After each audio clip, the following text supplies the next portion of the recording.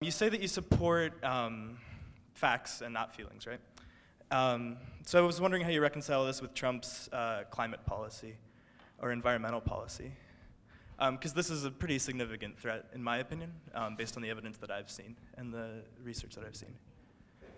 Which threat exactly? Yeah, what's Climate the threat? change specifically, and I know that's a politicized term, but I'm just interested to know what you think. They changed it from global warming to, this is another thing Democrats love, because they love linguistics. They changed it from global warming to climate change. Do you know why? Because when scientists started looking into global warming, right, there was actually no factual data to back up their argument. So they changed to climate change because the climate's always changing, right?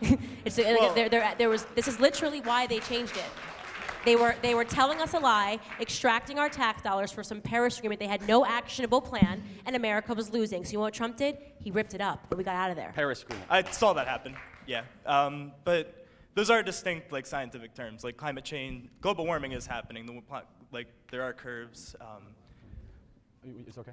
You can look at the studies yourself. So, there is a 99%. Let's talk about this. So there's rising global temperatures. So let me ask you 3 quick questions. Can you prove humans are contributing to it? Can you prove how long it's been happening and what the causation is? And can you prove that anything we can do can stop it? Can you answer those 3 questions? I can. So the first you can prove humans are contributing.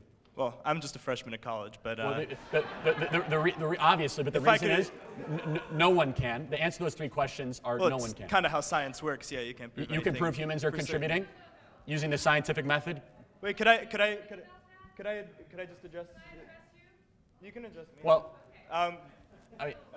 Well, hold on. We'll do this after. No, this is important. Go ahead. We can talk after too. No, but here's the question. Yeah. Here's the 3 main questions: can you prove humans are contributing? Can you prove that what we're going to do is actually going to affect global temperatures positively or negatively? And then at what cost? Are we going to completely restructure our carbon-based economy for something that is still having an immense amount of debate, dialogue, and discussion around it? Because I'll tell you right now, other countries such as India and China, they're trying to get their hands on as many fossil fuels as possible. Now, if the market wants to go towards a carbon-free economy, so be it. The government should not subsidize it, nor should we get in an international pact, as Candace mentioned, which will restrict our economic competitiveness while all of the countries that hate us are going to burn as much coal and as much natural gas as they can get their hands on. That's exactly right. The Paris Agreement wasn't worth the piece of paper it was written on. There was nothing actionable in it. He was right to pull us out of it completely.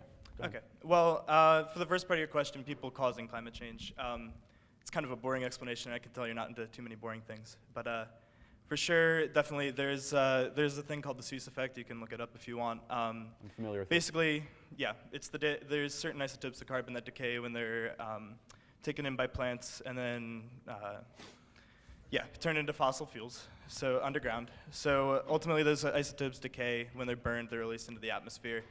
The fact that the concentrations of those isotopes are increasing shows that it's almost certainly linked. Can you draw a direct correlation using the scientific method of the aggregation of those isotopes to rising global temperatures? Well, yeah, of course, because more so than sunspots or natural climate activity? I'm just curious. The reason I ask is real climatologists ask these questions and they're still debating them, the ones that are not government funded or highly politicized. There is a 99% consensus on. So what about the 1%? Science is not a democracy. We don't vote on gravity. We don't vote on Newton's second law. No, we don't. Prove it. I mean, if you don't want to do the reading, you don't have to. I have. I guarantee you I've read much more than you have. But answer the question. Is science a democracy? No, you said 99%. If it's 100%, then it's true. 99% is an opinion. That's not, I mean, I can debate with you about how science works. No, prove me wrong. How is 99% prove anything? You can't, 99% of the people in this room can believe one thing. That doesn't make it true. No, they're scientists. These are scientists that have put their entire work and their entire life on the line, yet it's 3%, and it's 97, the statistic I use is 97%, which is a totally flawed statistic, but let's pretend it's true for a second.